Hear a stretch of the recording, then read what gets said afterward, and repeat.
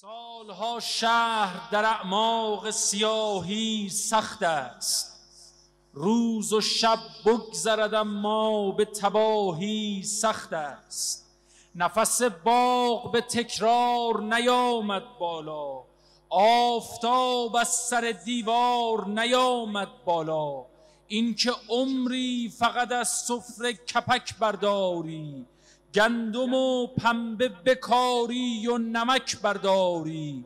خشکی باغچه ها روی زمین باقی ماند، سالها طی شد و این شهر چنین باقی ماند.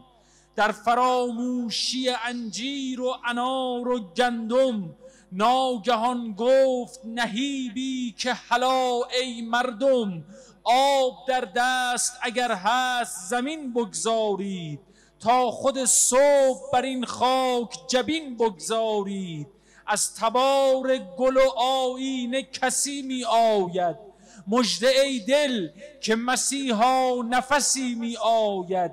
پس به همراه همان ابر که باران آورد، مهربانی خدا در زد و مهمان آورد. بعد از آن شهر قم از رنج و بلا عاری شد، برکت از در و دیوار بر آن جاری شد.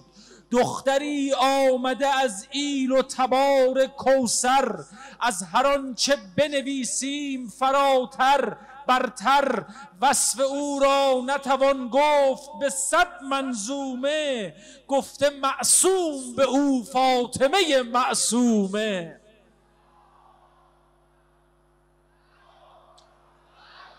آفتابی که به سر چادری از شب دارد، جلوه فاطمی و هیبت زینب دارد. آفتابی است که اعجاز فراوان با اوست، باد سرمست شده عطر خراسان با اوست. ذوالفقار سخنش تیغ به کف می آید، از نخ چادر او عطر نجف می آید. از سفر آمده ای خسته راهی بانو، زنده کن وادی ما را به نگاهی بانو. ما اسیریم و فقیریم و یتیم ای مهتاب، دختر حضرت موسی دل ما را دریاب. قم کویر است، کویری که تلاطم دارد، چادرت را بتکان قصد تیمم دارد.